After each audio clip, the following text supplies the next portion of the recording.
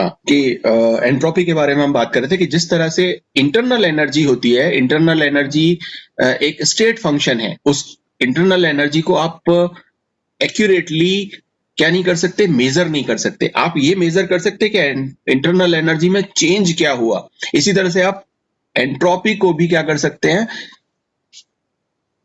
उसका जो चेंज है वो आप पता कर सकते हैं। ये पता नहीं कर सकते कि एक पर्टिकुलर टाइम पर एंट्रोपी क्या होगी। कि अगर आपका कोई सिस्टम है, ये इस इनिशियल कंडीशन में है, इनिशियल स्टेट में आप कहें, और यहां पर ये सिस्टम पर आपने कुछ काम किया, कुछ हीट प्रोवाइड की, कुछ भी ऐसा उस पर चीजें की, और ये फाइनल स्टेट में पहुंच गया। तो आपको ये पता नहीं है कि उसका फाइनल स्टेट में एंट्रोपी कितनी थी, आपको ये पता नहीं है उसका इनिशियल स्टेट में एंट्रोपी क्या थी। लेकिन आप ये बता सकते हो कि इस इनिशियल स्टेट से जब ये फाइनल स्टेट में पहुंचा है, तो इसमें जो एंट्रोपी में जो चेंज हुआ है, एंट्रोपी को हम एस से रिप्रेजेंट करते हैं, तो ये जो डेल्टा एस है, ये वैल्यू आप कैलकुलेट कर सकते हो, जिस तरह से आप इंटरनल एनर्जी के साथ करते थे।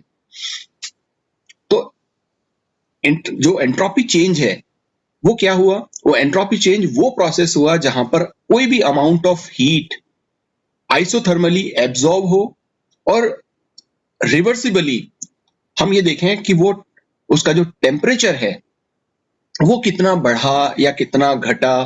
ठीक है, या ये कह सकते हैं कि उस अमाउंट ऑफ हीट को जो आइसोथर्मली हम उसको प्रोवाइड कर रहे हैं, जो वो एब्जॉर्ब कर रहा है, उसके साथ में टेम्परेचर में क्या परिवर्तन आता है। ठीक है, टेम्परेचर के साथ मतलब हीट देने पर टेम्परेचर में क्या परिवर्तन आता है, उसको हम एंट्रोपी बोलते हैं।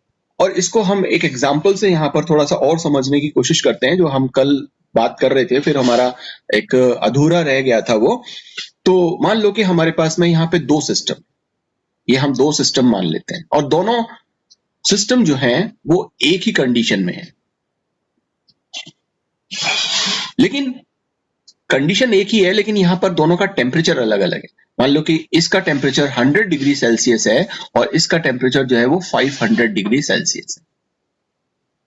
और अब हम क्या करते हैं, इस सिस्टम को जो 100 डिग्री पर है, इसको हम कुछ अमाउंट हीट प्रोवाइड करते हैं, और ऐसे ही हम इस 500 वाले सिस्टम को भी कुछ अमाउंट में हीट ट्रांसफर करते हैं, और इस हीट को भी हम क्या कर देते हैं, फिक्स कर देते हैं। और लेट से कि मैंने इसको क्या किया, 100 जूल्स प्रोवाइड किया, और यहां पर भी मैंने क्या किया, 100 जूल्स प्रोवाइड किया।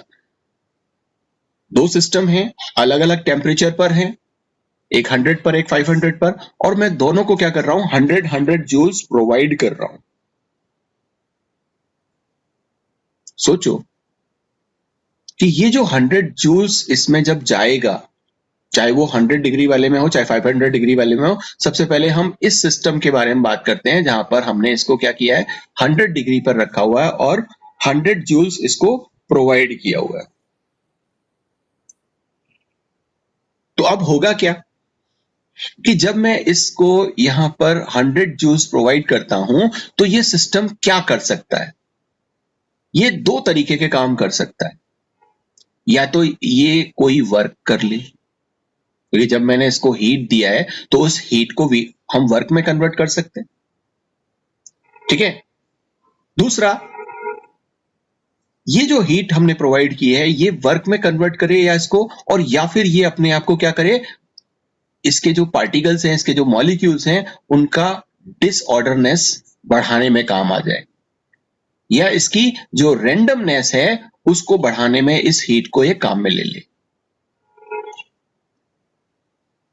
इसको इस तरह से समझो, मैंने कल भी आप लोगों को एक बात कही थी कि हमारे पास में मान लीजिए कि एक आइस क्रिस्टल है, और जब मैं इसको हीट देता हूं तो ये 0 डिग्री सेल्सियस पर है, और ये क्या करता है, ये लिक्विड में कन्वर्ट होने की कोशिश करता है, और इसका टेम्परेचर तब भी 0 डिग्री ही रहता है। ये अपना टेम्परेचर नहीं बढ़ाता, बल्कि क्या कर रहा है, ज्यादा से ज्यादा हीट जो भी हमने इसको प्रोवाइड की है, उस हीट, चाहे हमने प्रोवाइड किया है या सराउंडिंग से इसने अपने आप ली है, उस हीट का प्रयोग या किस चीज में कर रहा है, ये अपने आप को फैलाने में कर रहा है, रैंडमनेस को बढ़ाने में कर रहा है। तो देखो, हमारा कंसर्न यहां पर ये नहीं है कि वो कितना वर्क करेगा, जब मैंने इसको यहाँ पर 100 जूल्स प्रोवाइड किया, तो मेरा कंसर्न इस बात में है कि वो अपनी डिसऑर्डरनेस को कितना बढ़ाएगा। ठीक है, तो इस पर हम बात करते हैं, इस वर्क पर हम बात नहीं करते क्योंकि इस वर्क पर हम बात पहले कर चुके हैं। तो हम यहां पर बात करेंगे कि ये हीट प्रोवाइड करने पर इसका रैंडमनेस कितना बढ़ेगा, ये अपने आप को कितना डिसऑर्डर्ड फॉर्म में लेकर के आएगा। अच्छा, अब एक चीज और कि जब हम इस 100 जूल्स को इसको प्रोवाइड करते हैं, तो इस 100 जूल में से कितना पार्ट ऐसा है जिसको ये वर्क में कन्वर्ट करेगा और कितना पार्ट ऐसा है जिसको ये अपनी रैंडमनेस बढ़ाने में काम में लेगा।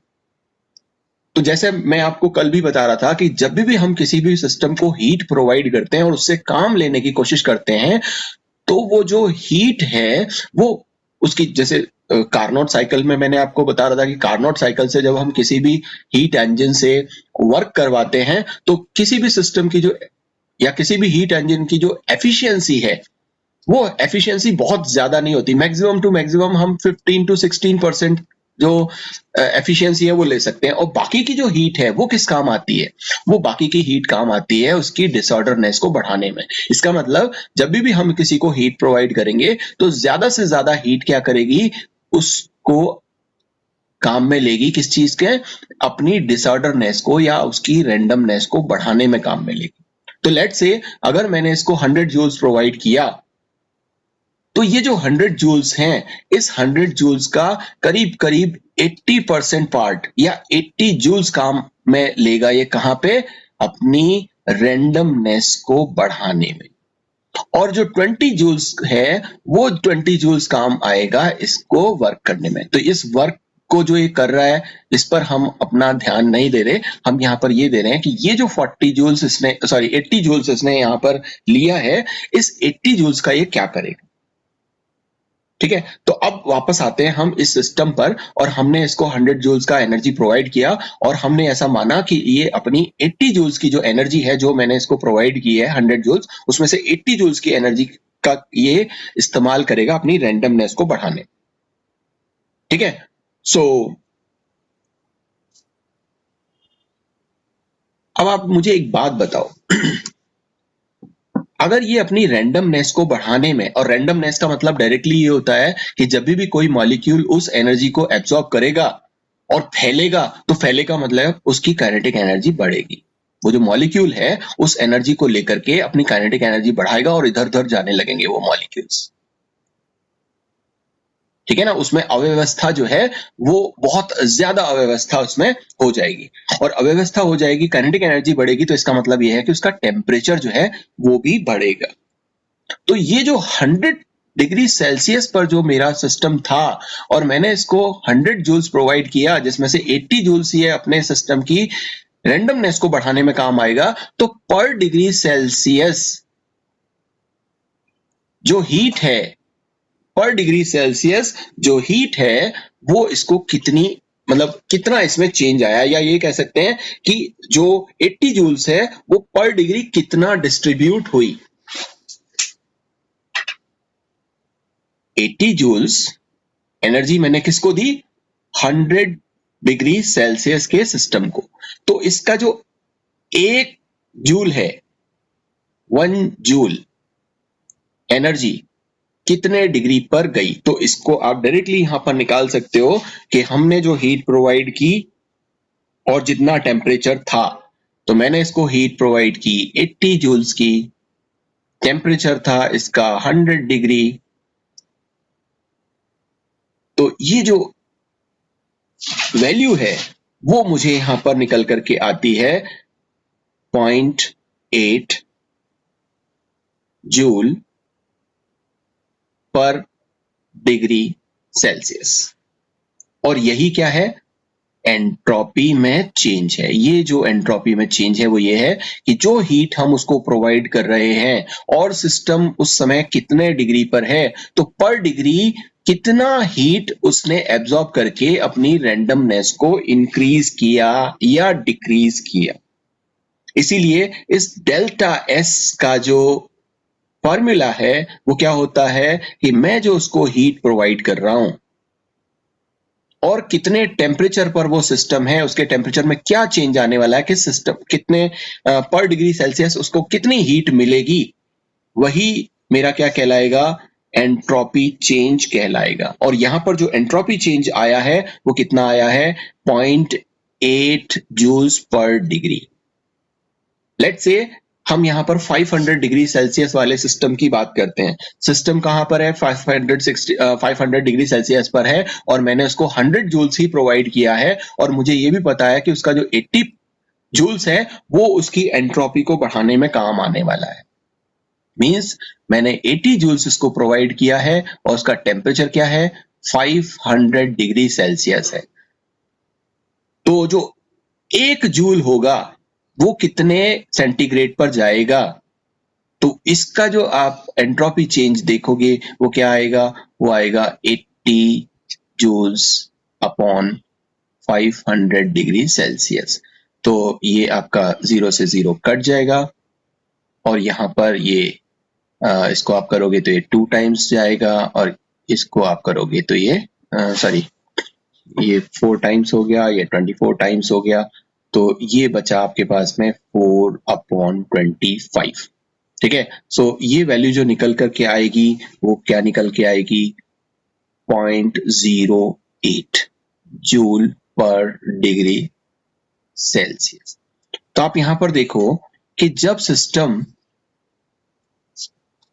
100 डिग्री पर था तो जो पर जूल एनर्जी जो जा रही थी, पर डिग्री जो एनर्जी जा रही थी, जो उसकी एंट्रोपी को बढ़ा रही थी, एंट्रोपी में चेंज ला रही थी, या उसके टेम्परेचर, तो वो आ रही थी हमारी क्या, 0.8। और जब हमने उसको 500 डिग्री सेल्सियस पर था वो, और हमने सेम अमाउंट की हीट उसको प्रोवाइड की उसकी रैंडमनेस को बढ़ाने में, तो अब जो पर डिग्री सेल्सियस जो हीट उसको जा रही है, जो उसकी एंट्रोपी बढ़ाएगी, वो क्या जा रही है, 0.08। मतलब कि जब सिस्टम कम टेम्परेचर पे था तो ज्यादा हीट जा रही थी, और जब सिस्टम ज्यादा टेम्परेचर पर है तो कम हीट जा रही है। इसका मतलब क्या है, इसका मतलब ये है कि देखो जब ये 500 डिग्री पर है तो ऑलरेडी इसकी एनर्जी पहले से ज्यादा है, इसमें ज्यादा रैंडमनेस होगी, और हम उसको जब उतनी ही अमाउंट की हीट प्रोवाइड कर रहे हैं तो यहां पर पहले से ही बहुत अव्यवस्था है, पहले से ही 500 डिग्री सेल्सियस पर बहुत ज्यादा रैंडमनेस है। अब जो मैं इसको जितनी भी हीट प्रोवाइड करूंगा वो यहाँ पर कम डिस्ट्रीब्यूट होगी, क्योंकि उतने ही ज्यादा लोग हैं। सिंपली बात है कि अगर आप मेरे पास में अगर मान लीजिए कि 80 रुपए हैं, और 80 रुपए में 500 लोगों में बांटूं, और यहाँ पर 80 रुपए में 100 लोगों में बांटूं, तो जाहिर सी बात है कि यहाँ पर ज्यादा पैसे, जब 100 लोगों में बांट रहा हूं 80 रुपयों को, तो ज्यादा पैसे लोगों को मिलेंगे, और यहां पर जब मैं उसी 80 रुपए को 500 लोगों में बांट रहा हूं तो यहां पर पर्सन कम पैसे मिलेंगे। तो यहां पर डिग्री जो अमाउंट ऑफ हीट ये एब्जॉर्ब करेगा अपनी एंट्रोपी में चेंज करने के लिए, वो क्या होगा, कम होगा। ठीक है, तो यही हमारा क्या था, एंट्रोपी चेंज था, जिसको हम लेते हैं कि डेल्टा एस जो है वो Q अपॉन टी होता है, और ये एक एक्सटेंसिव प्रॉपर्टी होती है। Extensive property in the sense, अगर मैंने यहाँ पर 1 मोल लिया होता, ये जो सिस्टम है, ये सिस्टम को अब मैं मान लेता हूं कि मैंने यहाँ पर क्या लिया था, यहाँ पर मैंने कोई XYZ कोई कंपाउंड लिया होता जिसका टेम्परेचर 100 डिग्री था, एक मैंने उसी कंपाउंड को लिया था जहां पर इसका टेम्परेचर 500 डिग्री सेल्सियस था। ठीक है, यहां पर भी मैंने 1 मोल लिया है, यहां पर भी मैंने 1 मोल लिया है, लेकिन अब मैं क्या करूं, अगर इसका मैं 5 मोल ले लूं, तो जाहिर सी बात है 5 मोल अगर मैं लेता हूं, तो अगर मैं इसको 80 जूल्स ही प्रोवाइड करूंगा इसकी रैंडमनेस को बढ़ाने के लिए, पहले 1 जूल वाले जो मॉलिक्यूल्स थे, 1 मोल वाले जो मॉलिक्यूल्स थे वो कम थे, अब 5 मोल में ज्यादा मॉलिक्यूल्स हैं, तो अब और ज्यादा कम एनर्जी पर डिग्री सेल्सियस टेम्परेचर को बढ़ाने में या इसकी रैंडमनेस को बढ़ाने में काम आने वाली है। इसलिए ये जो प्रॉपर्टी है एंट्रोपी चेंज, ये क्या है, एक एक्सटेंसिव प्रॉपर्टी है जो अमाउंट पे डिपेंड करती है। इस वजह से इसकी जो डेफिनेशन, उसका जो यूनिट है वो हम क्या लेंगे, वो हम लेंगे जूल्स पर डिग्री सेल्सियस या पर केल्विन, तो अगर हम ऐसा यूनिट लेते हैं तो कोशिश यही करते हैं कि केल्विन में लें। यहाँ पे समझाया मैंने डिग्री में है, बट आप केल्विन में जब यूनिट लिखोगे तो केल्विन में लिखोगे तो जूल्स पर केल्विन इसलिए हुआ क्योंकि यहाँ पर Q जो है अमाउंट ऑफ हीट को हम जूल्स में लेते हैं, टेम्परेचर को हम केल्विन में लेते हैं पर मोल। कि कितने एक मोल को का जो सब्सटेंस आपने लिया हुआ है उसमें जो भी टेम्परेचर है, जितनी हीट आप उसको प्रोवाइड कर रहे हो, तो जो भी हीट उसकी रैंडमनेस को बढ़ाएगी पर डिग्री केल्विन पर मोल, उसको आप उसकी एंट्रोपी चेंज बोलो। ठीक है, तो मैं समझता हूं आप लोगों को एंट्रोपी के बारे में जो है वो थोड़ा थोड़ा समझ में आ रहा होगा कि एंट्रोपी क्या है और टेम्परेचर के साथ में ये किस तरह से इंटर रिलेटेड है। कि टेम्परेचर अगर ज्यादा है या टेम्परेचर अगर कम है और अगर हम उस सिस्टम को हीट प्रोवाइड कर रहे हैं, सोचो अगर यही टेम्परेचर यहाँ पर क्या होता, इसी सिस्टम का टेम्परेचर यहाँ पर 1000 डिग्री सेल्सियस होता। भाई साहब 1000 डिग्री सेल्सियस पर उसकी एंट्रोपी पहले से ही बहुत ज्यादा होगी। एंट्रोपी में मतलब रैंडमनेस, वो पहले से ही बहुत ज्यादा मॉलिक्यूल्स जो है इतने ज्यादा काइनेटिक एनर्जी रखेंगे, वो तितर बितर हो रहे होंगे। और वहां पर अगर उसको आप 80 जूल्स उसकी रैंडमनेस को बढ़ाने में दोगे तो पर डिग्री जो हीट ये अपनी रैंडमनेस को बढ़ाने में लेगा वो क्या लेगा, नेग्लिजिबल, मतलब 0.0008 जूल्स पर डिग्री, है ना। इतनी कम हीट ये अपनी 1 डिग्री को मतलब रैंडमनेस को बढ़ाने में ये काम में लेगा। ठीक है, तो सिस्टम की जो एनर्जी है, जो सिस्टम का जो टेम्परेचर है वो अगर कम होता है तो एंट्रोपी में परिवर्तन ज्यादा होता है। सिस्टम की एनर्जी अगर पहले से ज्यादा है, टेम्परेचर पहले से ज्यादा है, तो वहां पर जो एंट्रोपी में चेंज होता है वो कम होता है। या इसको ऐसे भी समझ सकते हैं कि जो एक ऐसा व्यक्ति है जिसके पास में पैसे कम है, उसको अगर आप कुछ पैसे देते हो तो उसके लिए वो पैसे मायने रखते हैं। लेकिन जिसके पास, जैसे एक मान लीजिए कि समंदर है, समंदर में चाहे आप 1 लोटा पानी डाल दो या 1 लोटा पानी निकाल लो, समंदर को कोई फर्क नहीं पड़ने वाला। लेकिन अगर एक बाल्टी है और उस बाल्टी में से अगर आपने 1 लोटा पानी निकाला या 1 लोटा पानी डाला तो उस बाल्टी को बहुत फर्क पड़ने वाला है।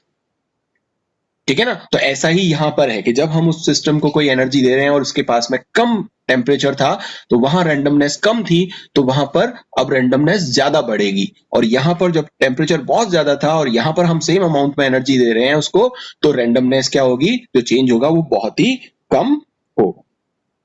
ठीक है, तो हमने बात क्या समझा, हमने यह समझा कि स्पॉन्टेनिटी जो स्वतः प्रक्रम है वो 2 चीजों पर डिपेंड कर रही थी। पहली जो चीज थी वो थी, हमने देखे कि एनर्जी, और हमने बहुत सारे एग्जांपल ऐसे भी देखे जहां पर एनर्जी कम ज्यादा कैसी भी हो रही है फिर भी स्पॉन्टेनिटी कम ज्यादा होती रहती है। तो दूसरी चीज हमने देखी कि साहब एंट्रोपी में हमने देखा कि एंट्रोपी हमेशा लगातार क्या हो रही है, बढ़ती है। लेकिन बहुत सारे ऐसे प्रोसेसेस भी हैं जहां पे एंट्रोपी कम होती है फिर भी वो प्रोसेस स्पॉन्टेनियस है। जैसे कि अगर हम ऑक्सीजन और हाइड्रोजन इन दोनों को अगर मिक्स कराएं या इनकी रिएक्शन कराएं तो वाटर मॉलिक्यूल बनता है। इसको अगर बैलेंस करें तो ये रिएक्शन कुछ इस तरह से बैलेंस हो जाती है। ये हमें ये भी मालूम है कि ये गैसियस स्टेट में होता है, ये गैसियस स्टेट में होता है और यहाँ पर ये जो वाटर है वो लिक्विड स्टेट में मिलता है। अब आप बोलोगे कि यहाँ पर एंट्रोपी कैसे कम हो रही है, तो आप यहाँ पर देखो, यहाँ पर नंबर ऑफ मोल्स कितने हैं, n, वो है 3, 2 इस H2 के और 1 यहाँ पर ऑक्सीजन का, तो 3। और यहाँ पर नंबर ऑफ मोल्स कितने हैं, यहाँ पर नंबर ऑफ मोल्स जिसको आप n से रिप्रेजेंट करते हो वो है 2, क्योंकि 2 मॉलिक्यूल इसके बन रहे हैं, वाटर के बन रहे हैं। मतलब 3 मोल से आप 2 मोल में कन्वर्ट कर गए।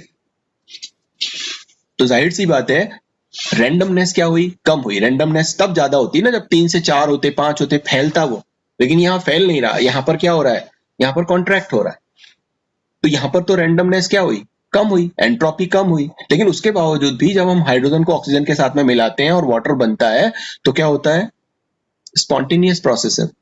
और एंट्रोपी यहाँ पर बढ़ने के बावजूद, कम होने के बावजूद भी ये एक स्पॉन्टेनियस प्रोसेस है।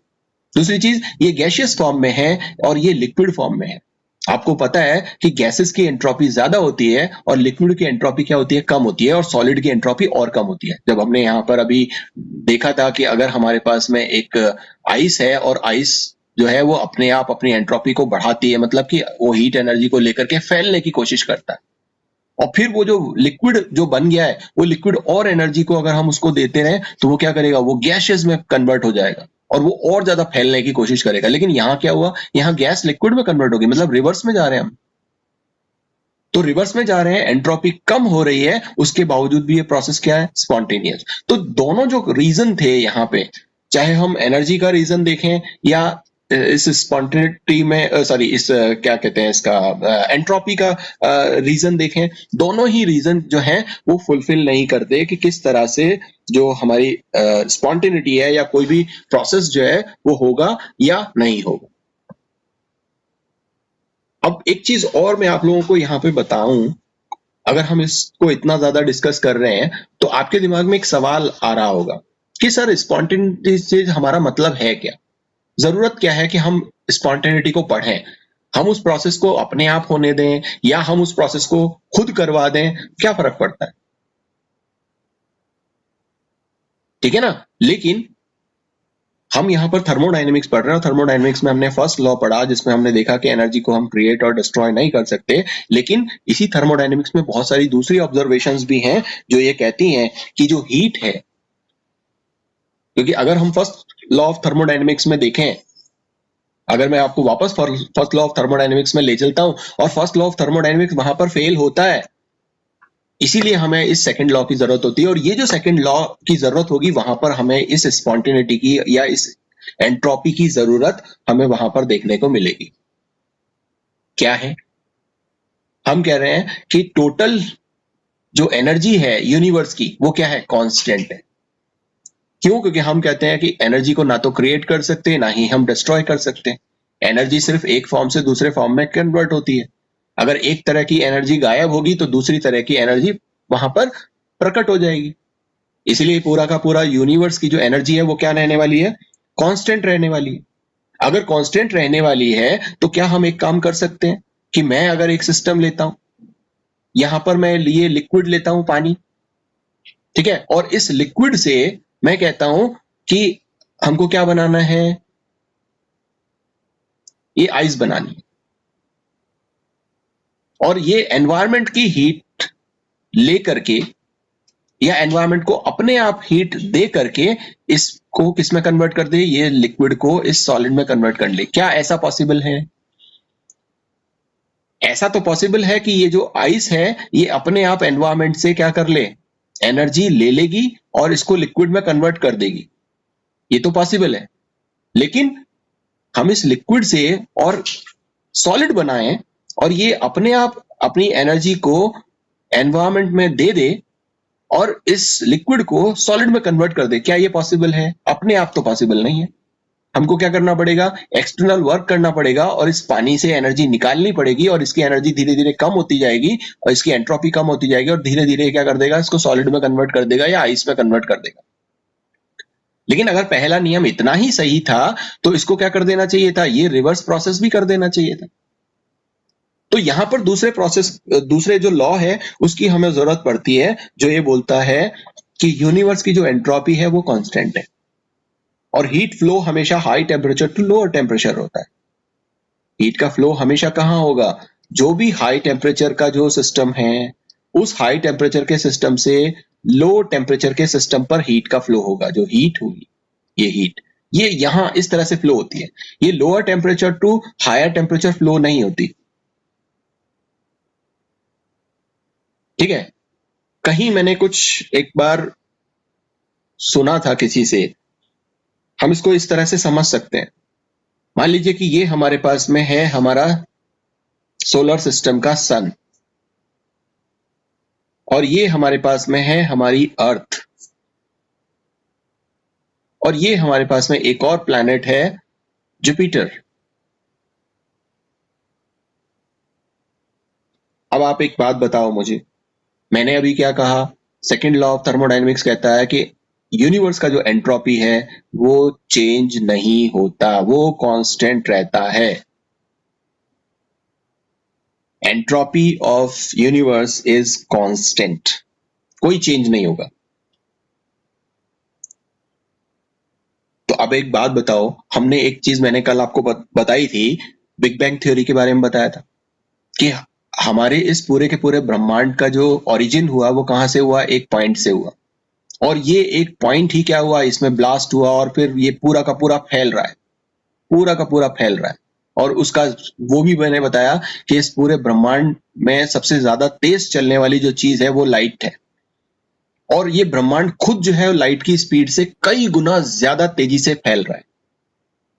मतलब अपनी रैंडमनेस क्या है, इसमें भी ये अपनी एक स्टेबिलिटी की तरफ मूव कर रहा है, अपनी रैंडमनेस को बढ़ा रहा है, ठीक है। और फैल फैल करके पता नहीं कहां जाएगा, इतना स्पेस कहां से आ रहा है, कहां क्या है, हम इस बात को इमेजिन भी नहीं कर सकते। तो जाहिर सी बात है, हमारा जो अर्थ है इसकी भी एंट्रोपी बढ़ रही है, ये भी अपने आप को फैला रहा है, ये भी इस यूनिवर्स का पार्ट है।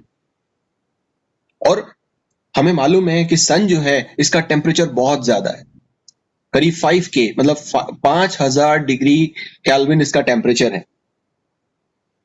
और हमारी जो अर्थ जो है उसका टेम्परेचर, रूम टेम्परेचर या जो नॉर्मल टेम्परेचर है वो हम 25 से 27 डिग्री मानते हैं, तो लेट्स से हम यहाँ पे 25 डिग्री सेल्सियस मान लेते हैं। और जो जुपिटर है वो काफी ज्यादा दूर है, हमसे भी ज्यादा दूर है, तो यहाँ पर इसका जो टेम्परेचर है वो 5 डिग्री सेल्सियस के करीब होगा, या इससे भी कम ज्यादा कुछ हो सकता है। हम यहाँ पर एक समझने की कोशिश कर रहे हैं कि क्या है। अब हम कहते हैं कि साहब एंट्रोपी जो है हमारी अर्थ की एंट्रोपी बढ़ रही है। तो एंट्रोपी बढ़ने का मतलब है ये कहीं ना कहीं किसी ना किसी तरीके से अगर एनर्जी ले रहा है, अगर ये एनर्जी लेगा, ये जो सन है, सॉरी ये जो अर्थ है, ये एनर्जी अगर लेगा तो कहां से लेगा, या तो ये जुपिटर से ले सकता है और या ये सन से ले सकता है इस एनर्जी, क्योंकि एंट्रोपी कब बढ़ती है, जब हम उसको हीट प्रोवाइड करें, जब हम उसको एनर्जी प्रोवाइड करें। हमने यहां पर यही तो कहा कि हम इसको एनर्जी प्रोवाइड करते हैं तो एंट्रोपी बढ़ती है।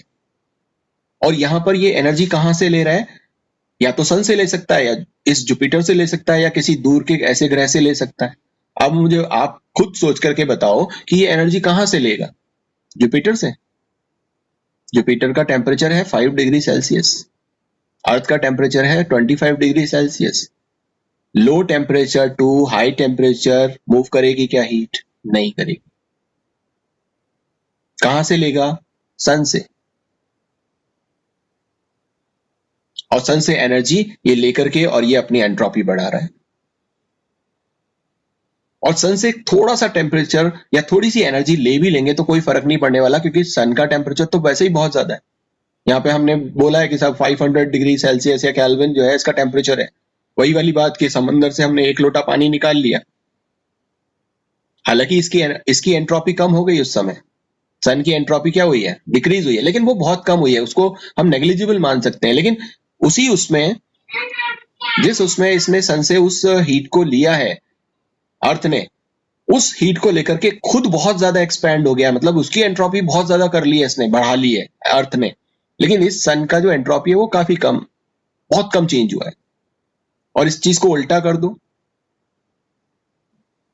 क्या उल्टा कर दो? अभी हम यहाँ सन से एनर्जी लेने की, यहाँ अर्थ के एंट्रोपी बढ़ने की बात कर रहे थे। मान लीजिए कि अगर जो अर्थ है ये अपनी एंट्रोपी डिक्रीज करे तो जाहिर सी बात है क्या करेगा? एनर्जी रिलीज करेगा। और एनर्जी अगर रिलीज करता है तो अब एनर्जी कहां जाएगी? क्या ये एनर्जी जो निकली हुई है वो जुपिटर पर जाएगी, या वो एनर्जी निकली हुई जो है वो सन पर जाएगी? तो जाहिर सी बात है, हमारा टेम्परेचर था 25 डिग्री, सन का टेम्परेचर है 5000 डिग्री, और यहाँ जुपिटर का टेम्परेचर है 5 डिग्री। तो high temperature to lower temperature move करेगी ना ये अपना। अगर हीट रिलीज करता है अर्थ, तो जो हीट निकल के जाएगी वो जुपिटर बहुत अच्छे से उसको ले लेगा और अपनी एंट्रोपी को बढ़ा देगा। क्योंकि हर सिस्टम क्या कर रहा है? अपनी एंट्रोपी को बढ़ाने की कोशिश कर रहा है। लेकिन इससे रिवर्स केस में हमने देखा था कि सन से एनर्जी लेकर के इसकी एंट्रोपी को कम कर रहा है, लेकिन वो एंट्रोपी में जो चेंज हो रहा है वो बहुत ही कम हो रहा है, उसको हम नेग्लिजिबल मान सकते हैं। और उसके कंपैरेटिवली अर्थ उस एनर्जी को लेकर के बहुत ज्यादा एक्सपैंड हो रहा है और अपनी एंट्रोपी को बहुत ज्यादा बढ़ा रहा है। तो दैट इज वाई यहां पर हमें इस सेकंड लॉ की जरूरत होती है जो ये बताता है कि high temperature to lower temperature move करती है हीट। और इस एग्जाम्पल से हम बहुत अच्छे से समझ सकते हैं कि एंट्रोपी किस पोजीशन में इंक्रीज हो रही है या किस पोजीशन में डिक्रीज हो रही है। तो जो टोटल एंट्रोपी है जिसको हम बोल रहे हैं कि सब एंट्रोपी चेंज हो रहा है, और ये टोटल एंट्रोपी चेंज हम बोलते हैं टोटल एंट्रोपी, वो क्या होगी? वो दो चीजों से मिलकर के बनी है। एक एंट्रोपी वो जो किसकी है? सिस्टम की। और एक एंट्रोपी वो जो किसकी है? सराउंडिंग्स की। तो सिस्टम और सराउंडिंग की टोटल एंट्रोपी हमेशा क्या रहती है? कांस्टेंट रहती। और ये हमेशा कैसी होनी चाहिए? माइनस में होनी चाहिए। मींस कि जो एंट्रोपी है टोटल, उसकी वैल्यू हमेशा, सॉरी माइनस में नहीं, प्लस में होनी चाहिए। वो बढ़नी चाहिए, मतलब कि जीरो से ज्यादा होनी चाहिए। तो एंट्रोपी चेंज हमेशा जीरो से ज्यादा अगर होता है तो वो प्रोसेस कैसे कहलाते हैं? स्पॉन्टेनियस प्रोसेस कहलाते हैं। और अगर एंट्रोपी, टोटल जो एंट्रोपी है, ये अगर निगेटिव में चली जाती है, मतलब कि यहां पर जीरो से कम है एंट्रोपी, मतलब कि एंट्रोपी कम हो रही है, और कम हो रही है तो इस तरह के जो प्रोसेसेस कहलाएंगे वो क्या कहलाएंगे? नॉन स्पॉन्टेनियस प्रोसेसेस कहलाएंगे। और अगर एंट्रोपी चेंज जो है, टोटल एंट्रोपी परिवर्तन अगर जीरो के बराबर है, मतलब ना तो एंट्रोपी बढ़ रही है ना घट रही है, तो ऐसे सिस्टम जो होते हैं वो किस में होते हैं? वो इक्विलिब्रियम में होते हैं, क्योंकि वहां पर हीट ना तो आ रही है ना जा रही है, जिसकी वजह से जो एंट्रोपी है उसमें भी किसी तरह का कोई भी परिवर्तन नहीं हो रहा। और इसी को हम अपनी दूसरी चीजों में समझने की कोशिश करें कि साहब जब भी हम अपनी लेबोरेटरीज में या हमारे आसपास किसी भी सिस्टम पर काम करते हैं, किसी भी सिस्टम को स्टडी करते हैं, चाहे वो फिजिकल सिस्टम हो सकता है, वो केमिकल सिस्टम हो सकता है। मान लीजिए कि हम क्योंकि केमिस्ट्री के इस समय पार्ट पर बात कर रहे हैं और हम अपनी लेबोरेटरी में कोई एक्सपेरिमेंट करते हैं, तो उस एक्सपेरिमेंट में होता क्या है कि हमने टेस्ट ट्यूब लिया और उसके अंदर कुछ ना कुछ डाला और यहाँ पर क्या किया? रिएक्शन करवाया। तो जाहिर सी बात है यहां पर एंट्रोपी क्या होगी? चेंज होगी। ठीक है ना? वो ज्यादा हो रही है तो कोई प्रॉब्लम नहीं है, लेकिन अगर इस टेस्ट ट्यूब का एंट्रोपी क्या हो गया? कम हो गया, और हमारे ये जो टोटल एंट्रोपी है, यूनिवर्स का जो टोटल एंट्रोपी है, उसमें कोई चेंज नहीं आना चाहिए मेरे इस एक्सपेरिमेंट के द्वारा।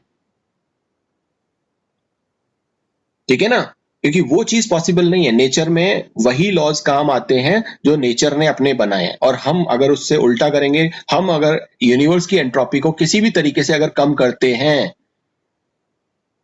तो वो चीज अलाउड नहीं है। क्योंकि सिस्टम क्या कर रहा है? शुरू से हमने यहाँ पे बिग बैंग देख रहे हैं, जब से इस सृष्टि का निर्माण हुआ है, बिग बैंग थ्योरी के अकॉर्डिंग हम फैल रहे हैं, एंट्रोपी बढ़ रही है। और आप अगर इस यूनिवर्स की एंट्रोपी को कम करना चाहोगे अपने किसी एक्सपेरिमेंट के द्वारा, तो वो अलाउड नहीं है, वो पॉसिबल नहीं है, ना ही अलाउड है। तो हमेशा जितने भी प्रोसेसेस हमारे होंगे, ये सारे के सारे प्रोसेसेस क्या होंगे? उन नेचुरल लॉ के अकॉर्डिंग होंगे, लेकिन कब? स्पॉन्टेनियस। फिर हम कुछ प्रोसेसेस को क्या करवाते हैं? खुद करवाते हैं, जो नॉन स्पॉन्टेनियस प्रोसेसेस हैं, जहां पर एंट्रोपी को हम क्या करते हैं? कम करते हैं। ठीक है? लेकिन यूनिवर्स इतना बड़ा है कि हमारी वो जो छोटी सी जो कोशिश है एंट्रोपी को कम करने की, वो उसके तुलना में, जो पूरी यूनिवर्स की एंट्रोपी है उसकी तुलना में क्या है? वो नेग्लिजिबल है। ये सेम उसी तरह से है जिस तरह से जो सन है उससे हमने एनर्जी ले ली या हम उसको अपनी एनर्जी दें। तो हम जब उसको थोड़ी सी एनर्जी देंगे तो वो तो खुद इतनी ज्यादा एनर्जी रखता है कि उस पर कोई फर्क नहीं पड़ने वाला। अगर हम उससे थोड़ी बहुत एनर्जी ले भी लेते हैं तो उसको कोई फर्क नहीं पड़ने वाला। इस वजह से हमारे जो प्रोसेसेस हैं जो नेचुरल लॉ को पूरी तरह से फॉलो करते हैं, तो वो स्पॉन्टेनियस होते हैं, जहां पर जो एंट्रोपी चेंज है वो हमेशा जीरो से ज्यादा होगा। और अगर हम अपनी लेबोरेटरी में कुछ ऐसे प्रोसेसेस कराते हैं जो नॉन स्पॉन्टेनियस है, जिसको हम फोर्सफुली करा रहे हैं, तो वहां पर वो वाली स्थिति होती है कि हम अपनी हीट को सन को दे रहे हैं, ठीक है, तो वहां पर वो चीज नेग्लिजिबल है, उससे कोई खास फर्क नहीं पड़ता हमारी इस टोटल एंट्रोपी में। जो यूनिवर्स की टोटल एंट्रोपी है उसमें कोई खास फर्क नहीं पड़ता, इस वजह से वो प्रोसेसेस हो जाते हैं, बट अंडर प्रेशर हम बहुत ज्यादा काम उस पर जब करते हैं तब वो प्रोसेसेस वहां पर होते हैं। ओके, सो आई थिंक आप लोगों को ये जो स्पॉन्टिनिटी है, ये जो स्वतः प्रक्रम कब होता है कब नहीं होता है, स्वतः प्रक्रम क्या होते हैं, ये आपको चीज समझ में आ गई होगी, और किस चीज पर ये डिपेंड करती है वो भी आप लोगों को थोड़ा सा समझ में आया होगा। ये प्योरली एनर्जी पर डिपेंड नहीं करता स्पॉन्टेनियसनेस, ये प्योरली एंट्रोपी पे डिपेंड नहीं करता या रैंडमनेस पे डिपेंड नहीं करता है स्पॉन्टेनियसनेस, बल्कि किस चीज पर डिपेंड करता है, ये डिपेंड करता है कि यूनिवर्स का जो टोटल एंट्रोपी है वो कांस्टेंट रहना चाहिए, ठीक है। तो ये इस बात पर डिपेंड करता है, एंट्रोपी पर डिपेंड करता है, लेकिन एंट्रोपी अकेली नहीं, पूरी यूनिवर्स की एंट्रोपी को हम जब लेते हैं तो हम कह सकते हैं कि हाँ, ये उस एंट्रोपी पूरी की पूरी यूनिवर्स की जो एंट्रोपी है वो चेंज नहीं होनी चाहिए, और वहां पर हम स्पॉन्टेनियस नॉन स्पॉन्टेनियस प्रोसेसेस को बता सकते हैं और समझा सकते हैं। तो उस बात पे ये स्पॉन्टेनियस प्रोसेसेस डिपेंड करते हैं, ठीक है। सो आई होप आप लोगों को ये सारी की सारी जो चीजें हैं जो हमने यहाँ पर डिस्कस की हैं एंट्रोपी, इसको स्पॉन्टेनिटी को लेकर के, वो सब चीजें आप लोगों को समझ में आ गई होंगी। नेक्स्ट जो हमारा टॉपिक रहेगा, जो कि अब टाइम कम है और हम लोग कल उस चीज पर बात करेंगे, और हम बात करेंगे कल जो गिब्स का फ्री एनर्जी, कि गिब्स फ्री एनर्जी क्या होती है, इस चीज पर हम कल बात करेंगे। और इस गिब्स फ्री एनर्जी को समझने से पहले आप लोगों को ये जो एंट्रोपी वाला जो पार्ट है, जो मैंने आप लोगों को यहां पर ये जो समझाया था कि हमने दो सिस्टम लिए हुए हैं अलग अलग टेम्परेचर पर, और जो एंट्रोपी में चेंज करवाया हमने यहाँ पर एक पर्टिकुलर अमाउंट में हीट इसको प्रोवाइड करके, वो आप लोगों को बहुत अच्छे से समझ में अगर आ गया होगा तो हम गिब्स फ्री एनर्जी को बहुत अच्छे तरीके से समझ पाएंगे कि गिब्स फ्री एनर्जी क्या होती है, ठीक है। सो कल हम बात करेंगे इस चीज पर।